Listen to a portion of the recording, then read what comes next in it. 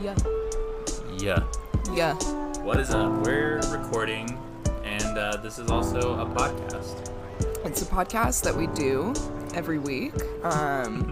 Me, Phoebe, and my lovely, talented, handsome, accomplished co-host, Taylor. Known arsonist. Known McDonald's firebomber. Allegedly. Allegedly. Yeah, I'm pretty sure that this is the only podcast that exists. Like, last time I checked, there wasn't any other ones. Yeah, I logged on to Apple Podcasts the other day, and it was just Remarks, and I was like, Yeah. oh, right, no, we're the only people that have ever created a podcast Yeah, ever. it's, And we actually coined the term podcast. Yeah, and I mean, like, so I mean, if you don't like it, what else are you gonna listen to? Exactly. Like, Music? Please. Music is for fucking the nerds. That's what that's for. Music is for people who don't like learning. Exactly. Phoebe, the other day I was thinking about how pets have become the new children, and Oh, it's so true. plants are now the new pets.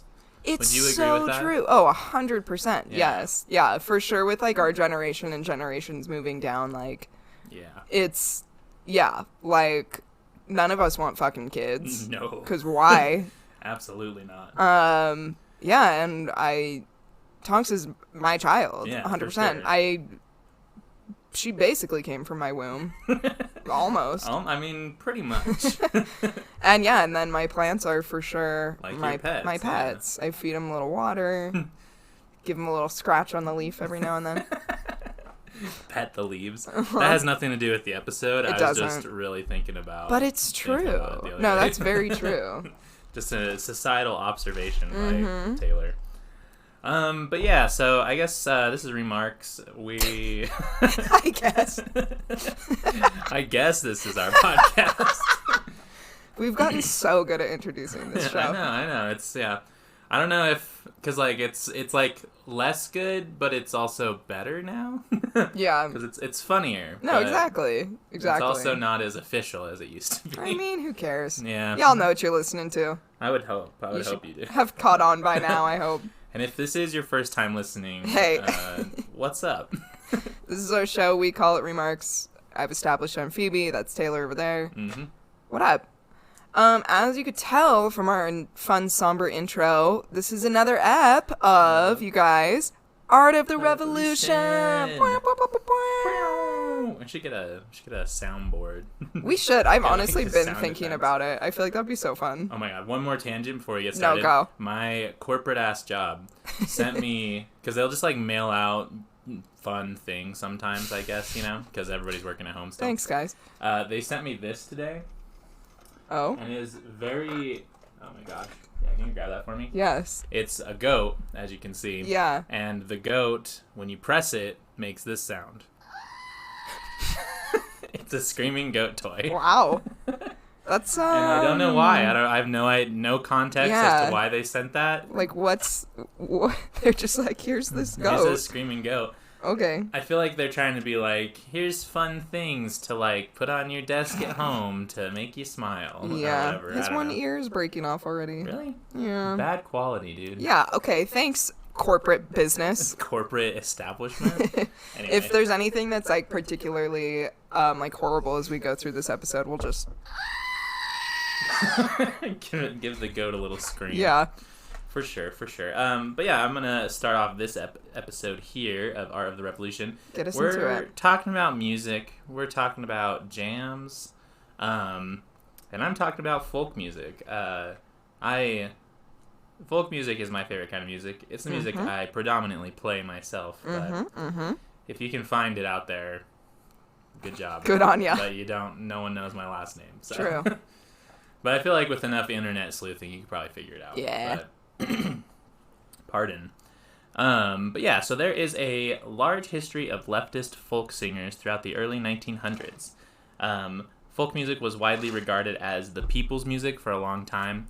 Obviously, we've kind of lost that, and you know, there's a whole episode to be had in like what happened to country and folk music after So like true. 9/11. So true.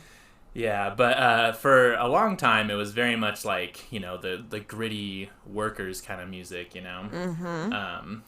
as heard in our classic theme song, not for this episode, but our usual theme song. Ironically enough, the one that's not talking Yeah, about it. I know. But yeah, eventually we'll actually talk about that song.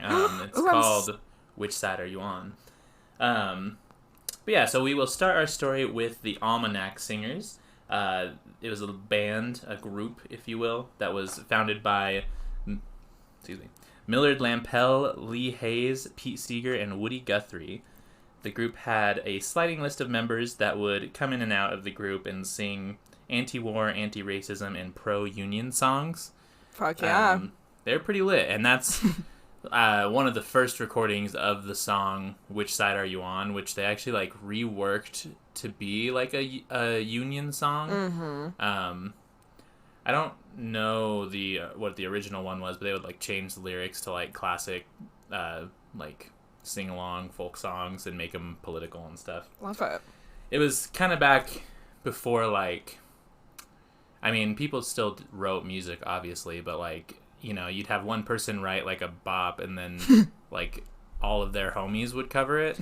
Right. There's like versions of like this song that like 7 different folk singers have done. And like they were kind of all just in the same band too. So like, I don't know. But because of their association with the Communist Party, they did end up changing their anti-war sentiment once the Soviet Union entered World War II, which it's quite interesting actually because, you know, again, this is kind of more of a deeper dive into like World War II, but the Soviet had a non-aggression pact with Germany, and then Germany broke that and tried to take all of Poland. So then the Soviet Union got in the war, and the Communist Party, because of that, was actually pretty pro Japanese internment camps in America, which is a big yikes. Not their best look. But Pete Seeger, who is married to a Japanese woman, was very anti-Japanese internment camps, even though it went against his party's ruling, I guess. But they were highly involved in the Popular Front, which was an alliance of liberals and leftists to fight fascism and racism. Seeger, Hayes, and Lampell rented a house together called the Almanac House, which became a hub of leftist intellectuals and folk singers. It's an original hype house. Yeah, it's the hype house, but of 1930. I don't know. Eventually, the press caught on to their communist ties and kind of tore them apart. And I believe it was the New York Times. Yeah, I think it was the New York Times wrote a scathing review of them because of their ties to the Communist Party. New York Times. You know, I feel like the Red Scare, or, you know, the anti-communist sentiment was still there during World War II, but, like, people were kind of like, ooh, we got to deal with this bigger issue, which is Nazi Germany. Right. But there was I wanted to read some song lyrics from one of their or a couple of their songs here. This one was a anti-war song before they switched their position over, and it goes like this: "When my poor old mother died, I was sitting by her side, a promisin' to war I'd never go. But now I'm wearing khaki jeans and eating army beans, and I'm told J.P. Morgan loves me so." Whoa. Whoa. Shots fucking fired, J.P. Morgan. I don't know, I just have a real big beef with J.P. Morgan. As you should. Fuck Chase. Yeah, no, straight up. God damn. But yeah, so, and actually a lot of them, after the switch to the pro-war sentiment, actually volunteered to join the military. And there's not really any record of any of them dying, at least any of the main, you know, the big folk singers at the time. A lot of them were doing, like, folk morale, like, musical jobs there to kind of, like, boost soldiers' morale and stuff. Aww. Like, that's what Pete Seeger was doing. But after the war, Pete Seeger came back, and while he was overseas, had this idea to start this thing called People's Songs. And after serving in the military, many of the folk singers came home. Pete Seeger had the idea to start, it's kind of like a record label and a leftist newsletter type beat. Ooh. It was born to get the word out about the workers' rights and workers' songs and spread it around like the country. was called People Songs. It was tight. Love it. They had like a little newsletter that they would ship out to everyone. So pretty cool, pretty good communist propaganda. Love it. Yep, you love to see it. Love to see it, honestly. As the government began to crack down on the Communist Party, approaching the Red Scare, the House Un-American Activities Committee, or HUAC, which is the actual name. It's not House on Un-American Activities Committee. It's just the House Un-American Activities Committee. Okay. Began to crack down on the singers, and People Songs went bankrupt after supporting presidential candidate Henry A. Wallace. And it was said that Henry A. Wallace had like the most musical campaign in all of history because he had like the backing of all these folk singers, which is cool. But even Henry A. Wallace, who was like the progressive candidate at the time, was still like anti-communist. Yeah, because, I mean, that checks out. Yeah, especially like after the war when like the Red Scare and the Cold War is kind of ramping up. Pete Seeger, Ronnie Gilbert, and Lee Hayes, and Fred Hellerman as well, formed the Weavers in 1950. They had a promising future, but lost it all due to communist allegations because of blacklisting. And their songs were not allowed to be played on the radio, and they could not book performances. Love it. Which is cool. Yeah. It's like, I mean, just all throughout, like, American history is just like, it's like Salem witch hunt type vibes. Like, oh, you seem communist at all? It's over. Exactly. You're like talking about everybody should have a bed. Oof. You're banned from. That's not hateful enough for our country. Yeah. Oh, it's pretty bad, and especially because like for a country that like bills itself as like the free speech capital of the world, it's like the government sure has fucked with a lot of people just trying to have free speech. Genuinely. But it's only ever the left. They never really care if the right says things. That's why 4chan still exists. Honestly, ugh. What a fucking hellhole. Oh my god.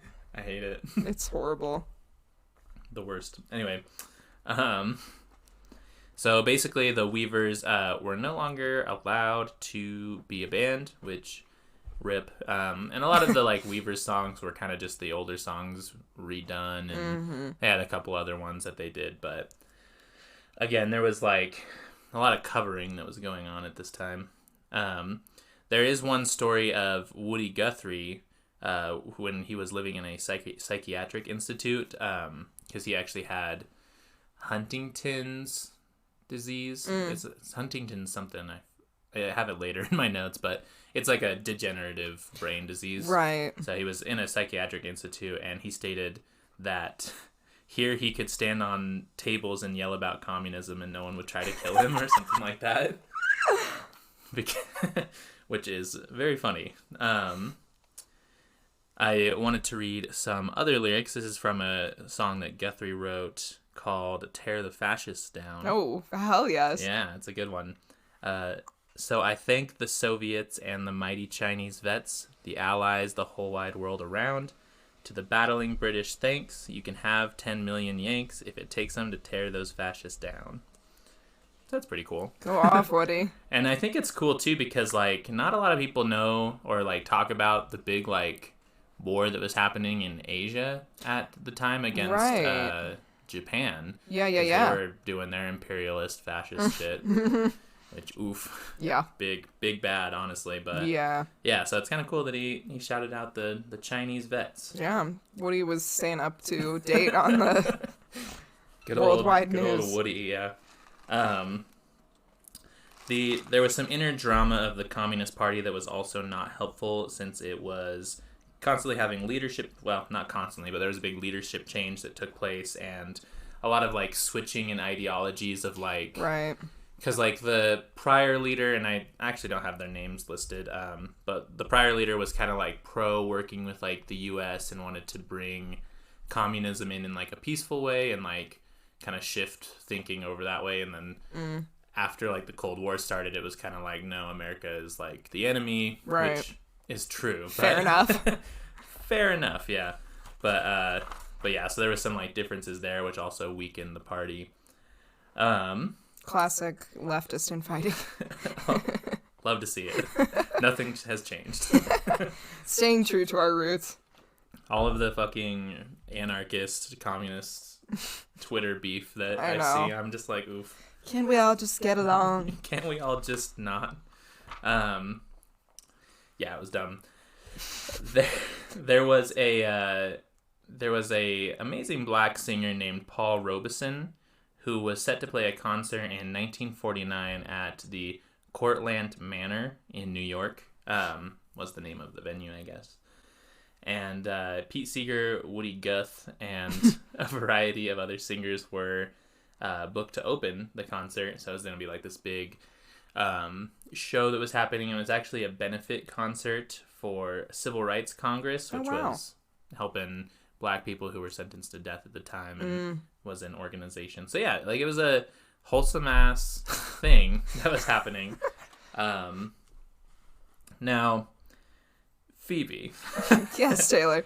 Knowing what you do about history and just America in general, we got a little question for you. Lay it on a me. Quiz, if you will. Okay. It's multiple choice. Okay. Who do you think rioted and attacked this concert? Oh. A. Okay. Racists.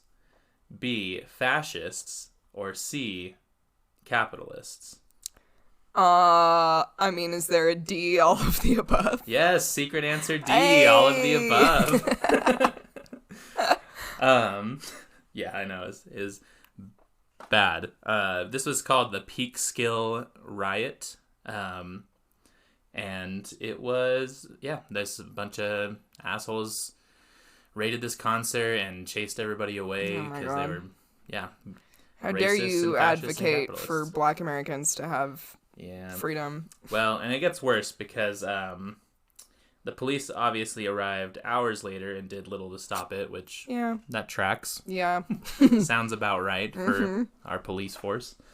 Following the concert, requests for Klan membership in the Peekskill area numbered 748 for new membership. Wow. Yeah, so it was pretty bad, pretty not good.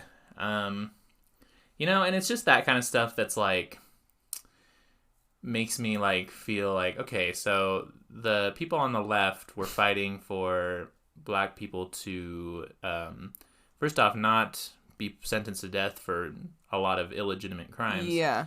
And also supporting this black artist who was playing this concert or whatever. And it was, people on the right that rioted this concert, but like we're the bad guys in all of the, history books. I don't know. Yeah, right? No, exactly. It's like, it's like we talk about all the time. Who is out there like feeding the homeless and like still to this day advocating for Black lives and like doing all this shit? You would say it would be people on the left, and yet it's like, here we are again. They're rioters and looters and all this shit. Like, it's always like that. And I'm like, do you ever see the Proud Boys out there like feeding the homeless or like helping create mutual aid during COVID-19? No. Well, and that's what's just like, I guess, so funny about it. It's like, because if your ideology is capitalism, then there's a point where you just have to like be okay with people suffering. Like, you just have to be like, that's what happens. Like, like that's the bottom line. And I mean, people are in denial and or just don't know what capitalism actually is. And like, it's like, dude, if you take 4 seconds to like look into what this is, you will realize the basis of capitalism is profit off of people suffering. It's true. And not even to say that, like, because obviously there's going to be suffering no matter what, because we're just all humans. But like, again, if you can minimize the suffering as much as possible. But Taylor, that's evil socialism. True. Yeah, I forgot. You're right. Jail time. Straight to jail. Yeah. So it was bad. It was very bad. You know what's not bad? Is it product and service? It's capitalism. There's one thing that's good and holy and sacred in this world. It is capitalism. Yep, that's what we were just saying, like right, 30 seconds before. Yeah, we were just talking about how capitalism has never hurt anyone. It's perfect.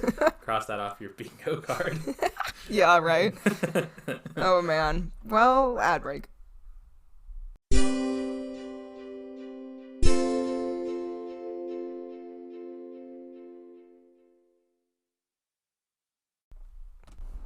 Hey guys, just a cute little thing that everyone needs to know is that every time that I come and Taylor's got our, like, podcasting desk set up, he puts a blanket on my chair because it's really cold in his house and I always get cold. And I just think that's a really sweet, nice thing of him to do. It is very cold in my house. I live in the basement. Yeah, but I mean, I feel like even for basement standards, the whole premises in general is just a cold place. I like it cold. I like it to be chilly. Because I don't know, like, you know, when you sleep, when you are napping, maybe. As one goes to slumber. Yeah, and it's like cold, but then you wrap up in like a bunch of warm blankets. Yeah, and it feels good. Yeah, that's the feeling I'm always going for. I just like to not shiver ever. Yeah. You and your dog are very shivery people. We are. We're both just, we don't have a lot of like fur on our bodies, and so we're always just very cold. Insulation. Yeah. Yeah. Anyway, back to the ep here. So that was the Peekskill riots. Bad, obviously. Mm-hmm. Getting into the FBI's place in all of this, because so the book that I am referencing, and I actually made a video kind of about it on like Pete Seeger specifically. If you want to check out my YouTube video, The Lefty Agenda. But yeah, there's a book called The Folk Singers in the Bureau, which you actually got me for Christmas. I did. Which I read it, and it's amazing. It was so good. I'm so glad you liked it. But yeah, so like the author, Aaron J. Leonard, I'm reading it off the book right there, actually. Peep over at the bookshelf. Yeah. He did the Freedom of Information Act. Yes. You can request documentation from the government for anything. Mm-hmm. And what they gave him was like all these files on all these folk singers that the FBI kept because they were thought to be threats at the time. Right. To national security. Woody Guthrie was watched by the FBI up until his very last days, suffering from Huntington's chorea. Chorea? I'm not quite sure how to say it. Which, again, is a degenerative mind disease. So literally, like, he's intensely ill, and the FBI still has a file open on him that he's seen as, like, a threat to national security. He's like an old man in a mental institution with his brain slowly dwindling, and they're like, watch out for this guy. Watch out for that guy, yeah. The singer Cisco Houston wasn't removed from the FBI's watch list until after he died from stomach cancer. They were inquiring about him and found out that he died, and there was like a note, and it was kind of like in the book we were reading, they like the author didn't know if it was supposed to be like a joke from the FBI, because they were like, consider removing from like list or something like that. Post-mortem. Yeah. Oh my god. They're consider. Like, not considered a threat. Consider removing from the list or whatever. Oh my so god. It's like, yeah. And again, I don't know if it was like a joke, but the FBI is so ridiculous. FBI sucks. The FBI sucks so much ass. Only FBI agent I stan is Fox Mulder. Yes. That's because he's fucking stealing airplanes. Yes. He's hijacking ferries. He's proven there's aliens out there. He's out there looking for the truth. I want to believe. Anyway.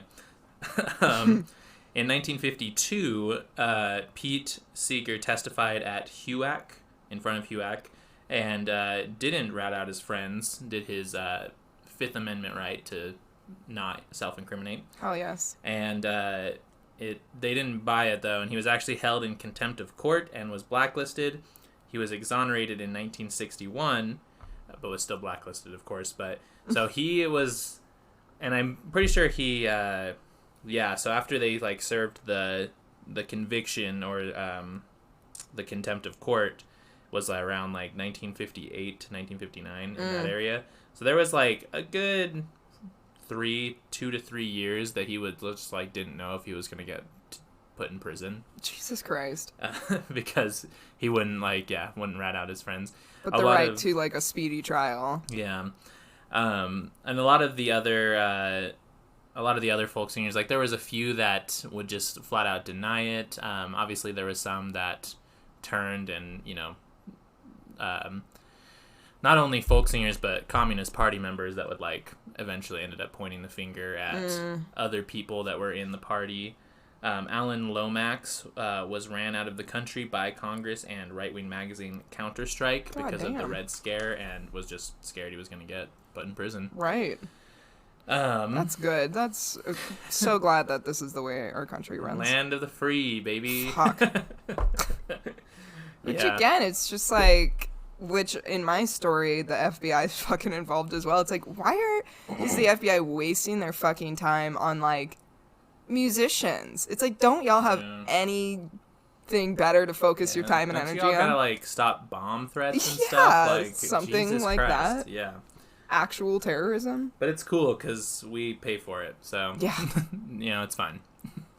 Anyway, this is my favorite part. We're gonna go through the number of pages that the FBI actually kept on these folk singers, and this is just the ones that they were willing to release, which is probably most of them at this point since it happened a long time ago. But there could still be classified ones that are not available. Wow.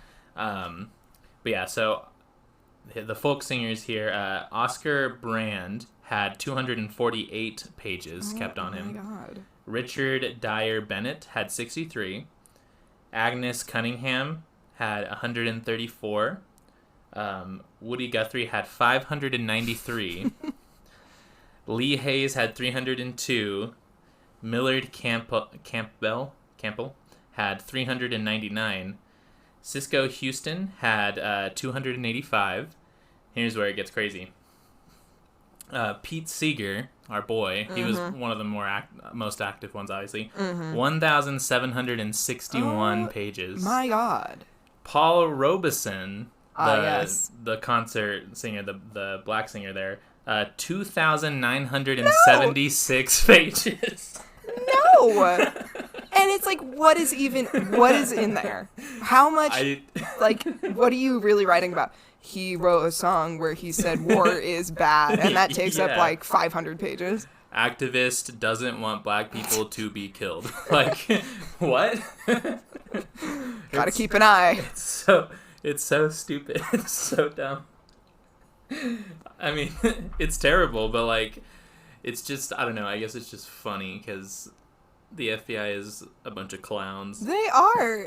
They waste so much time on stupid shit. Gotta keep an eye out for folk singer instead of Selena. Selena. Yeah, it's wild. I definitely recommend that book, and also that video that I posted because it's all good stuff. And a lot of these folk singers actually did, go on to do a lot of activism. Like I know Pete Seeger, he was very involved in like the cleaning up of the Hudson River and had like a lot of stuff around that. So again, just like activists for the rest of their lives. Yeah, like actually good people. Yeah, like just good people. This is not in it. I mean, and there's definitely singers and people that are celebrities that are activists nowadays. But, sure. It's a little bit different too, though. Yeah. To have fame, there is at least has to be some kind of like buying into rich culture in a way. At least it seems a lot of times these days. Yeah. But it just doesn't hit the same as it did in the 60s. Just didn't hit so good in the 60s. But yeah, one last thing I didn't write down that I was thinking about while I was talking was when Pete Seeger got approached by the FBI, he was like dropping his kids off at school, and like these two dudes in suits, like Men in Black style, came up and were like, "We want to talk to you," and they like conducted an interview. So he wasn't under arrest, but it was like an interview or whatever. And it's just like the guy's just dropping his fucking kids off at school. Like, Yeah. the FBI is just a bunch of assholes. The audacity. Like, yeah. And it's so dramatic. Like, they act like... it's like they show up in suits. Like, they fucking act like they're, like, stopping the world from ending or something. It's like, bro, this dude is just, like, singing songs about everyone having rights. Yeah. Singing songs about joining a union and, like... feeding the hungry, and singing together, like God forbid. Yeah. Oh God. Put that man in prison. Yeah. Anyway, that's a little overview of the folk singers. Beautifully done. Thank you. Love it. Well, should I take the reins? Oh, please do. All right. Well, today I'm going to talk about possibly one of the most popular anti-police songs and certainly one of the most controversial, which is Fuck the Police by NWA. Woo! A song we all know and love. I gotta know all the lyrics to it. I think we all should. We all should. Proposition for a new national anthem is Fuck the Police by NWA. Hand on your heart. Yeah, hand over your heart. Eyes up to the hammer and sickle flag. Yeah. So, Fuck the Police by NWA has, of course, been an anti-police anthem since it came out on their album Straight Outta Compton in 1988. And last year it received, like, a huge uptick in streams and popularity, which NWA actually commented on, and they were like, a lot of people would have been, like, really excited if their song was all of a sudden getting a bunch of streams, especially a song from back in 1988. Yeah. But they're like, we're actually really fucking bummed out because the song still has as much relevancy as it did back then. Like, not a thing has changed. Yeah, so they're like, it still sucks, and like we should change it. We wish this wasn't getting as many streams and wasn't as, like, relevant because... Yeah, that is kind of a rough situation to be in, because you're like, thanks, y'all, but that sucks. Yeah, like, oh, good that this is still the anthem for, like, the same shit we're going through. This song unapologetically calls out police brutality and racial profiling and caused major backlash and controversy. So I'm going to start by breaking down some of the lyrics to highlight why this song created such an explosion and to detail the very profound revolutionary aspects of this song. And then after the breakdown, I'll get into some of the backlash that NWA and others received because of this song, including a letter sent by the FBI to NWA's record company, Priority Records. Oof, classic. It is so ridiculous. I'll read the letter. It's pretty short. It's funny in a way that's, like, so stupid, you know? FBI, more like FBI, even bothered, am I right? More like federally investigate yourself some bitches. I just started investigating some bitches. So, the song Fuck the Police opens up with a skit of a courtroom scene where Dr. Dre is named as the judge of this court, and MC Ren, Ice Cube, and Eazy-E are the prosecuting attorneys against the LAPD. In the verses, they lay out the ways the LAPD profiles and beats black people simply for being black. The LAPD is a notoriously violent police department. There's a million stories about the insanely fucked up shit that they do to this day. Fuck the LAPD. Fuck every police department, but the LAPD has just special sauce. Especially fuck you. And they are infamous, of course, for the beating of Rodney King in 1991, which sparked the LA riots, when the officers who were guilty of beating Rodney King were acquitted of beating him for no reason. So, in the first verse, Ice Cube is asked to take the stand and starts it off with his iconic line, "Fuck the police, coming straight from the underground." This line is so fucking powerful for so many reasons. But one of the biggest being that this was the first time that the words "fuck the police" had been so boldly and plainly stated in a rap song before. Other anti-police songs had alluded to it, but they'd never straight up said, said it. "Fuck the police." Just hate them in bold. The straight from the underground part comes from Ice Cube being a part of, like, the underground rap scene, and the, like, how the underground rap scene was talking about police brutality for a long time. So when he says, "Fuck the police, coming straight from the underground," he's talking about, here I am, coming up out of the underground, saying this in your face. Beautiful. Love it. Love it. The next line, not the next line, but one of the other lines from Ice Cube says, "Beat a police out of shape, and when I'm finished, bring the yellow tape to tape off the scene of the slaughter." Ice Cube is explaining how he would beat a police officer so badly that he would kill the officer. The yellow tape part is obviously referencing yellow tape used at crime scenes.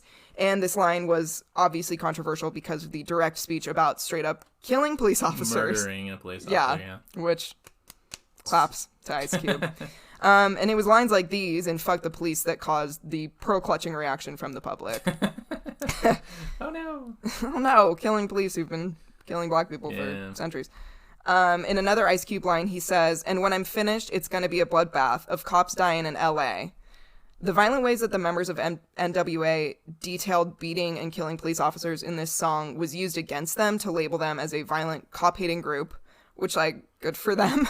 Yeah, and it's like, again, it kind of goes back to, like, our violence is cool and good episode, you know? Yes. It's like, yeah, it's violent, but, like, to say that what the police weren't doing or were doing to the black population, like, that was just as violent, Exactly. if not, I mean, I would say worse, Yeah. because they were literally using institutes of power, like... Exactly. So, I mean, check yourself before you're gonna call something violent. Exactly. And, yeah, it's like, it's that tipping point of, like, well, how long did you think it was going to be before people were going to turn around and start saying, maybe we should start killing these guys back? Like, how long did you think that this was going to go on for before, especially a black rap group was going to say something like this? So, of course, because of these, like, violent lyrics, the press and the media was, like, painting them to be this violent anti-cop group, and they were ignoring the rest of the very true lyrics of this song that pointed out the centuries-long mistreatment of black people by the police, the beatings, the murders, the profiling, and, of course, the capture and enslavement that was protected by plantation overseers who then became our modern police force. It's like, they just look at the part where they talk about killing instead of looking at the part where they're like, hey, this happens cops are racist. I'm black, yeah. Yeah. Another Ice Cube line says, "Searching my car, looking for the products, thinking every N-word is selling narcotics." This is an obvious connection to the profiling of black people and the assumption by police that every black person must be a drug dealer. And this line also describes the frequency at which black people are pulled over and have their cars unjustly searched on the assumption that drugs must be in this vehicle. Which there's another line in here that talks about, like, having pagers, and that was another way that cops would use to profile black people was, like, any black person they saw with a pager, because pagers at the time had been used by drug dealers to, like, communicate with their clients, but also it was like the 80s, and so lots of people had pagers. People just had pagers to also talk with their friends. Yeah, and so, but they would, like, profile any black person that had a pager because they're like, must be a drug dealer. And so this line, they think that every N-word is selling narcotics, reminded me of a similar line in the song Sound of the Police by KRS-One that says, "You claim I'm selling crack, but you be doing that." Which, by the way, fucking love. That song is so good. Oh my god. Every line is like, woof. But this line is obviously referencing how officers will profile black people as drug dealers when in reality it was the CIA who trafficked crack cocaine into America and specifically introduced it into black neighborhoods. Love a good CIA. Ugh. If your organization has a 3-letter acronym, fuck you. Yeah, you're no good. I guess that's not true. I was just at a like PSL thing the other night. But that's true. We do love the PSL, but oftentimes we see these 3-letter acronym organizations really not being good. Shitty. Yeah. So yes. Yes. I will go into a couple more lines, more by Ice Cube. The Ice Cube verse is just so good. Yeah. Ice Cube, he kills it. Yeah, Ice Cube in general, just love the guy. But before that, we will, you know what? Do an ad? Yeah, I was gonna try and make a funny transition, but it wasn't working. It's all right. It's all right. Ads. Ads. Products.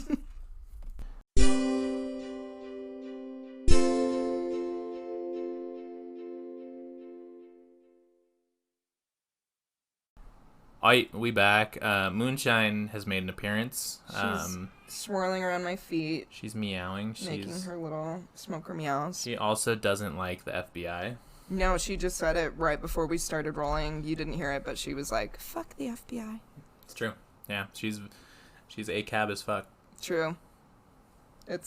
She has a tattoo under her fur that says ACAB. Truly. Anyway, Ice Cube. So, in the next line, Ice Cube goes on to point out how black police officers were not innocent of violence against the black community, with the line that says, "But don't let it be a black and a white one, because they'll slam you down to the street top, black police showing out for the white cop." Obviously. good line. Great line. Yeah, talking about how black officers... Hi! Oh, don't step on my notes. Moonshine, she wanted to weigh in. She did. She was like, I love that line. Yeah, showing how black police officers were complicit in the violence against their own people. Yeah, which is why ACAB is ACAB. Exactly. They always back each other up. Yeah. No such thing as a good cop. Straight up. And it's not SACAB. Some all cops are bastards. Scab. It's not scab. In a verse by MC Ren, he addresses the blatantly racist gang laws in Compton at the time with the line, "Because the N-words on the street is a majority, a gang is with whoever I'm steppin'."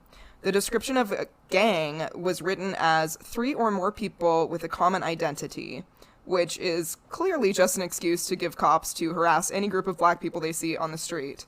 And with the line about the majority, MC Ren is referencing how Compton was 55% black at the time, which makes it pretty fucking difficult to not be in a group with 3 or more black people.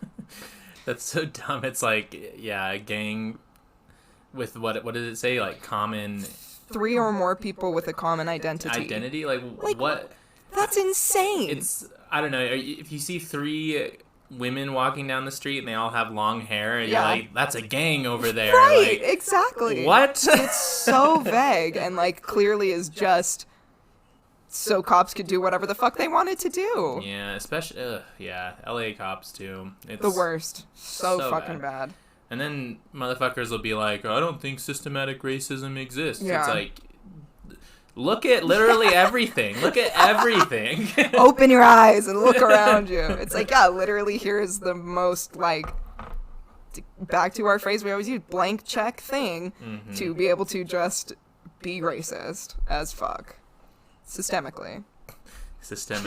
And also not systemically, but... True. Both. Yes. So in a line from Eazy-E, he talks about how cops perpetuate racism by painting black people as dangerous and are able to achieve this simply by the photos they choose to portray black people who are wanted for crimes. A common tactic that you'll see where like a wanted or a missing black person is shown either in a mugshot or a photo that makes them really suspicious or violent, versus like the white guy who's killed his whole family will have a photo of him fishing and smiling. Yeah, that happens now, too. Right. Like, it's awful. Yeah. And that Eazy-E line says, "They pull out my picture with silence because my identity by itself causes violence." At the end of the song, the courtroom skit continues with Judge Dr. Dre sentencing the officer / LAPD on trial of being, it says, quote, "guilty of being a redneck, white bread, chicken shit motherfucker." Facts. Iconic. Also, that line, Eazy-E's line, where he's like, my identity in itself causes violence. Hard. That's just a hard ass line. Oh my god, this whole song. After this episode, go listen to some great folk songs and go listen to Fuck the Police by NWA. If you're real unhinged, you'll listen to them like back to back, which would be wild. Make a playlist that's just like folk song, NWA, folk song, Sound of the Police. It'd be a fun afternoon for you. I think so. So the cop responds to this charge of being a redneck, white bread, chicken shit motherfucker by revealing his undeniable racist proclivity and yells, "Fuck you, you black motherfuckers." Classic. Yes. Revealing and concluding the song with the underlying truth of all police departments, which is just that they are racist. They are built as racist institutions. Exactly. So, moving into the backlash that NWA faced over this song. Because of the boldly anti-cop lyrics of this song, many police officers would refuse to work events where NWA was performing Fuck the Police live. Which is just so bitchy. So petty. Like, you guys are pussies. We don't want it. Yeah. They said mean things about us. Exactly. God. So Jerry Heller, the manager for Eazy-E, and Daryl Brooks, who was the tour promoter, negotiated that NWA would be fined $25,000 if they played Fuck the Police live. And this agreement was come to due to the fact that the venues won't hold a concert without a police presence. And then also officers in Detroit were boycotting NWA's tour event. So funny. Yeah.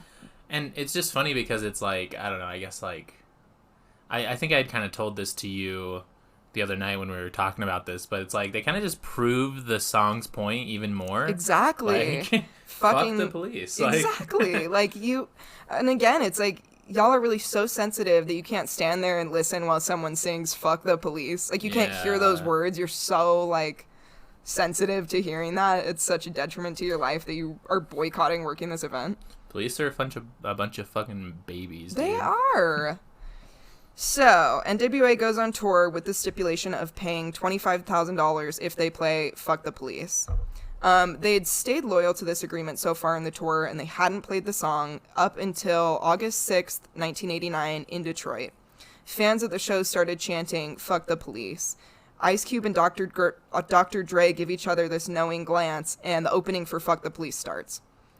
About 30 seconds into the song, police start rushing the stage, and gunshots ring out across the stadium. Ooh, are you serious? The Dada. police Yes. fucking rush? Yes. 30 This seconds. story is crazy. I'm losing my mind right now. Okay, so like it's one thing to be like, all right, if you play the song, you're gonna get a fine, and then like, okay, they play the song, give them a fine or whatever, but they rush the stage, like holy shit! Police were just waiting. You know, they were just sitting there. Exactly. They were fuming. They were like, I'm gonna fucking do it. Exactly. I'm gonna do it if they sing it. Like, Yup. oh my god, that's insane. Yeah. And then at this same time, people hear gunshots. So NWA runs backstage for cover, and the crowd attempts to disperse. NWA's security team that's stationed at the sides of the stage gets into a brawl with the officers who are trying to storm the stage. Yo, that's so sick. It's crazy. So everything's fucking chaos. Backstage, NWA does like a quasi costume change. They take off their hats and they they have like jackets that say NWA. They like turn it inside out, trying to blend in with the crowd. The group splits up and they have this mad dash journey back to their hotel. The cops break backstage and they just start fighting whatever rappers are still there. Jeez. Yeah, which happened to be LL Cool J. There was a couple others, but they... Yeah, LL Cool J. Yeah. So the story just gets more wild. It's bananas. So they break into LL Cool J's like dressing room or whatever it's called.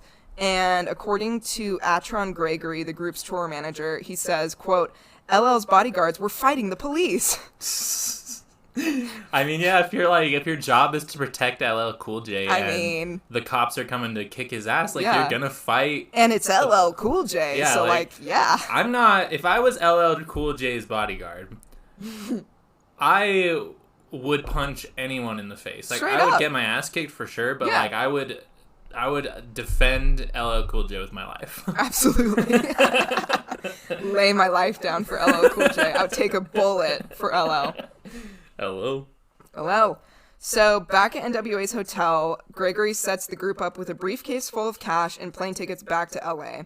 The group gets on their tour bus and they were attempting to cross into Canada, just in case some crazy shit went down, which some crazy shit was going down. But the police intercept. I'm gonna hiccup. The group is removed from the bus, rounded up, and cuffed. But once they were cuffed, the police begin chatting with the rap group about, like, local sports and their kids who were fans of NWA. Like, they're just, like, casually chatting with them. And Ice Cube says, quote, "They corralled us, arrested us all, and all they wanted was some damn autographs for their daughters and sons." Yeah. Fucking shit. So dumb. And, well, and I imagine because, I mean, I don't know. If those police weren't the same ones that were at the... Right. Who's to say? So it's like, maybe those police were just like, we gotta cuff you, and my son really likes your music. Right. Like, I don't know. I mean, again, not that those police are cool. Fuck all cops, but yeah. It's like, I assume they were different groups of police officers. Right. It sounds like the other ones wanted to physically assault NWA. Yes. They were a little preoccupied trying to punch LL Cool J in the face. Oh my god. And it's funny because, not funny, but, you know, in 2016 when NWA returned to perform a show in Detroit where they did play Fuck the Police, they had police escorts to the venue. Yeah. That's funny. Which I forgot to write this quote down, so I don't know who of the group said it, but someone said, like, it was literally like they were being treated like the president or something. Like, they had, like, a motorcade to the venue so they could play live this song. So after the dust settles from the incident back in 1989, the group was eventually charged the $25,000 for playing the song. The gunshots that caused so much commotion, turns out it was actually fireworks set off by police to create chaos and a narrative that NWA promoted violence. Nice. Yeah. Yeah. Classic. That tracks. Mm-hmm. Well, just like last year, it was like I think it was a McDonald's that like got burned down or something, and it was a fucking cop that did it. Yeah. Like, they always do this shit. Well, yeah, I mean, yeah, if there's anything the protests taught us last year, it's like the cops, the fucking right-wing groups, like, they're gonna put like I forget what they're fucking called, but just like their own people into the protests to like make it violent, so that it makes it all look bad, you know? Plants in the crowd. Which, like, again, and I'm not even saying because, you know, there's leftists that are violent and need to be for certain situations, but but they always try to, like, frame the narrative like, you know, the police were just standing there politely and then the leftists ran up with them with spears. Exactly. You know, like, it's always some bullshit like that. Exactly. So, another crazy story of fuck the police causing law enforcement to do almost cartoonish antics is when the FBI sent a letter to NWA's record company, Priority Records. Milt Ulrich, he was the FBI agent who wrote the letter. He insisted that this letter reflected the entire bureau's feelings toward the NWA hit. And the NWA's manager, Jerry Heller, proposes that this letter was not actually the opinion of the entire FBI, but was actually only the opinion of Mitt Ulrich, who Heller described as, quote, "a single pissed-off bureaucrat with a bully pulpit." Yeah, I mean, that's usually how I feel like, maybe not usually, but because I feel like the FBI, it's a big-ass organization with lots of things that they do, like, there's always got to be like one person that's like, this song that we're getting mad at that 13-year-olds listen to, this is the biggest thing we need to worry about, and everybody's like, I'm trying to solve a double homicide over here, like, what the fuck you mean? Yeah, but this one dude's like, I got the time to write a letter to NWA's record company, so I'm gonna do it. So the letter reads, it's addressed to Mr. Guy Manganiello. Sorry to Gui, I don't know how to pronounce your name.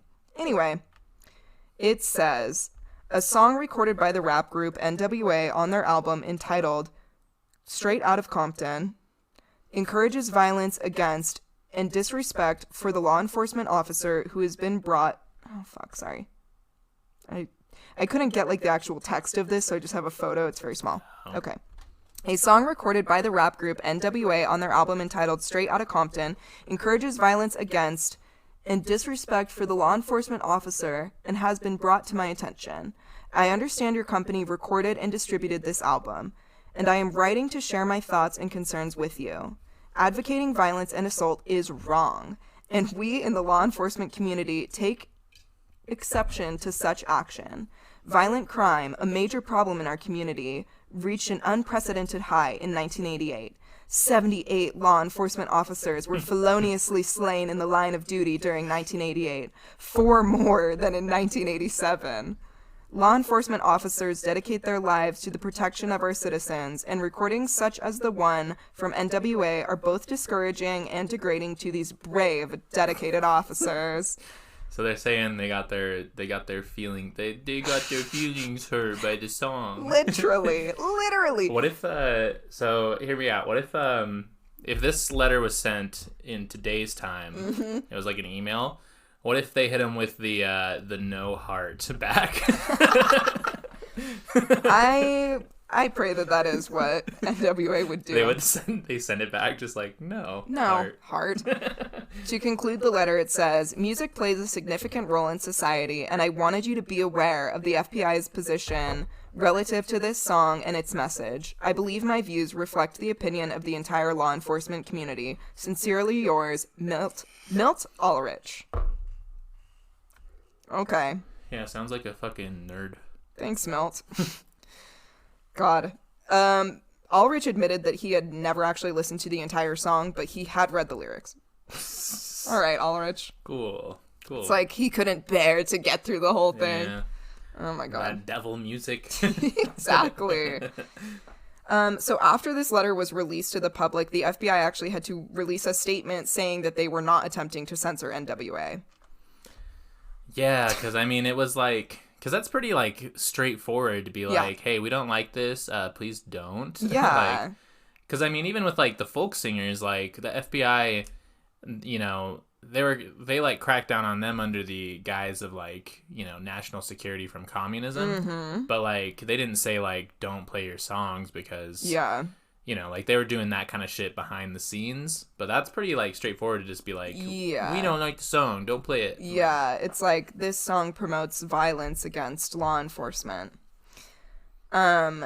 So Danny Goldberg, who was a representative of the Southern California branch of the ACLU, criticized the letter saying, quote, "It is completely inappropriate for any government agency to try to influence what artists do. It is completely against the American tradition of free speech," remember that from earlier, you guys? "And government non-interference for government agencies to criticize art, because such criticism carries it with an implied threat." Yeah, I think that's absolutely true. Yes. So Milt Ulrich retorted, saying he meant no threat to artistic freedom with that letter, and that, quote, "My intent was that those representatives for the licensing, distribution, and publishing of the record would have the benefit of knowing the facts of police violence. After that, it becomes their business what to do. But to communicate that was appropriate." Come on. I guess so. Like, I mean, I guess it would have been different if it was just like a dude writing in being like, hey, do you know these facts or whatever? But like his statements being like, this opinion is shared by the whole bureau. Right. It kind of just gives the vibe that you're threatening them. Exactly. Like. And it's literally an official FBI letter. Like, yeah. That's pretty fucking threatening. Yeah. I don't know. Oh my God. As, like you said, Taylor, this entire incident only serves to prove NWA's entire point illustrated in Fuck the Police. That the targeted and unnecessary harassment, the attempts to portray black people as dangerous criminals, and the move to silence the voices of the black community when they share stories of racially motivated violence at the hands of police. Yeah. Just that's how it be. Proves that entire point, that you went to the great lengths of sending an official FBI letter about your hurt feelings over this song. Yeah. Well, and it's so interesting how, I guess just culture, this isn't really necessarily the FBI, but how, like, culture will always target out a specific group that they don't like or a rapper they don't like. I'm thinking, like, Lil Nas X with all the criticism he gets. And this isn't, again, from the FBI, but, like, just because he's, like, a black gay rapper, you know, and it's, like, they just find, like, the one instance of the person they don't like, and they're like, well, this is bad because of this, and it's like... Right. Don't listen to it. I don't know. Right. Like, well, I mean, the dude literally had to go on trial for fucking shoes. Yeah, it's like... And as if, like, there isn't so many other things that people could... the police could be worrying about, but it's like, it just makes it clear that, like, there's still a lot of bias against not only... black people, but gay people. Yeah, all the minorities. 100%. Ice Cube had this to say about this entire ordeal. Quote, "It was all kinds of forces against us. It didn't crack us, break us, turn us into punks. It didn't make us bite our tongue. It just made us stand up even more. And that's powerful." Hell yeah. Fuck yeah, Ice Cube. Ice Cube's sick. He is also, sick. Are we there yet? Dope movie. Yes, and also the movie Straight Outta Compton. Give that a watch. It's the story of NWA, which they do actually, like, in the movie, the whole thing of, like, the police rushing the stage in Detroit happens. It's not completely accurate, but it is in the movie. It's always a little, yeah. It's dramatized. I feel like Ice Cube did, like, a follow-up song to... Yes. Yeah. Do you know which one it is? I don't remember the name of it. Don't remember, but I did read about that. Yeah, there's, like, a follow-up song to Fuck the Police. Mm-hmm. That's also pretty good. Maybe I'll look it up right now while you finish. Yeah, well, I mean, that's basically the end of my story, and yeah, like I said, give Fuck the Police a listen. It's still extremely relevant, which is very unfortunate, but yeah, and I mean, it's just like, when things like this happen and you receive a fucking letter from the FBI telling you that your Fuck the Police song is offensive to them, I feel like instances like this, like Ice Cube said, it just serves to, like, bring us together more and make us want to fight more for exactly what we're saying. Yeah, absolutely. That song's called Good Cop, Bad Cop. Ah, yes. Yeah. Thank you. Listen to that one, too. Absolutely. Well, there you go. That's the story of Fuck the Police being a very controversial song. Insane, actually. Yeah, truly. For sure. Yeah, FBI sucks. We'll add them to the list of people we've incited violence against. Oh, God. The FBI is probably listening. I mean, yeah, for sure. Or at least the NSA. The NSA, yeah. Keith, FBI agent Keith, if you're listening, what's up, dog? How are you? How are you? How you living? Leave us a comment. Let us know your favorite NWA song. He's like, Straight Outta Compton. That's my favorite one for sure. That is a great song also. The whole album really is a good one. It's just good ass album for sure. Truth. Anyway, any closing thoughts? Anything else before we move into shout out and the P Zone? Yeah. I mean, nothing particularly. Just, keep listening to that revolutionary music. Keep that spirit alive.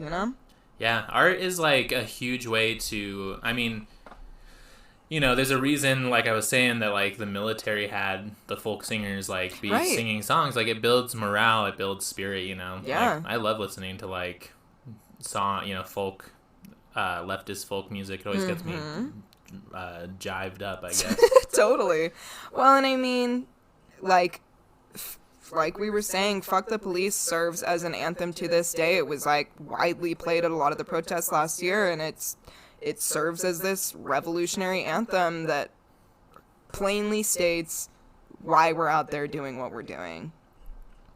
Yeah, and I mean, that's why we do this series, is because pointing out the art that has, like, revolutionized us and fired us up, brought us together in this way. Yeah, and I mean, and I remember when we were first talking about this series, we were like, there's so many, it kind of started with, like, fashion, because I was like, there's so many fashion trends that also go with, like, revolutionary movements, and then you were like, we could do, like, all the art, and yeah, so I mean, art is a huge, I mean, art comes from the people. It has, like, their interests at heart, typically, so it's like... Yeah, I feel like it's one of, like, our biggest ways we can fight back, because it's one of the few things where we can still have a lot of, like, freedom of speech.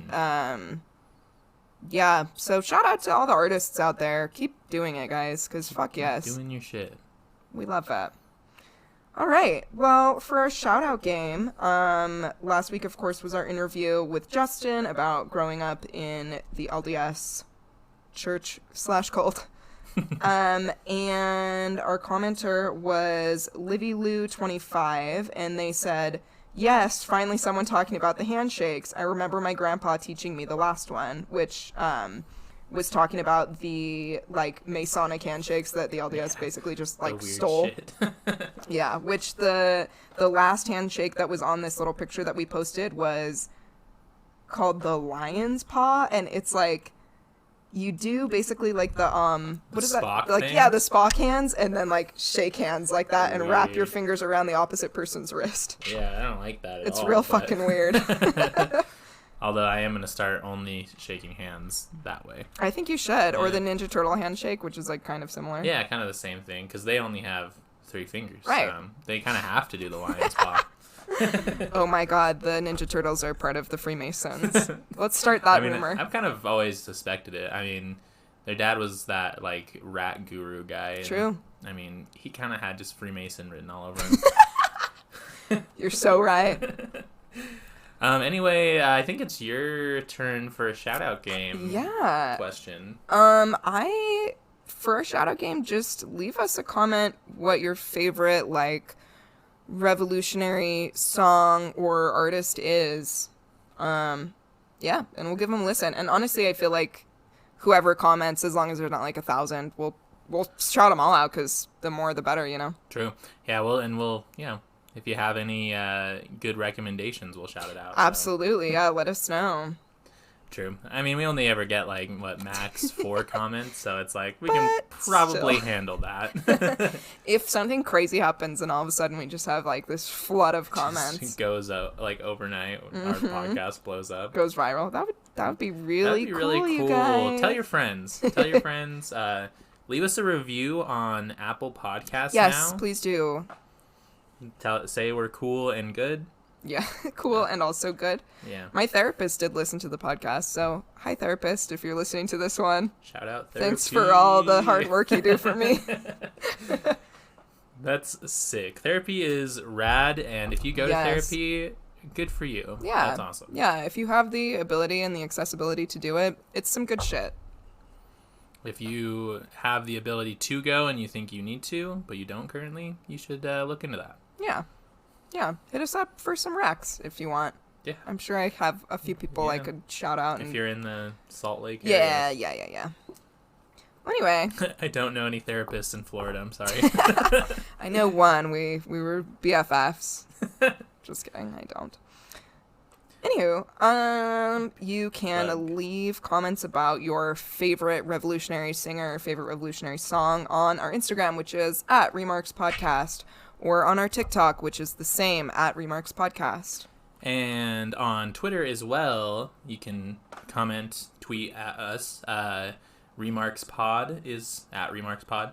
And again, Apple Music, our Apple Yes. Podcast, please leave us a review. And again, if you want to check out my YouTube channel, it's called The Lefty Agenda. Taylor has a video about what he was talking about today. Exactly, Pete Seeger. Yeah. Got some good stuff coming up. There's definitely some political ones coming up. I'm also branching out and just doing like other videos I think are fun. So I mean, as you should. yeah, we're content creators. We gotta We are. create all sorts of content. We have our hype house of me, Taylor, and Moonshine in Taylor's basement. Absolutely, with an occasional guest. Yeah. Floating around. Well, thanks for listening, you guys. Thank you so much, and yeah. Okay, love you. Bye.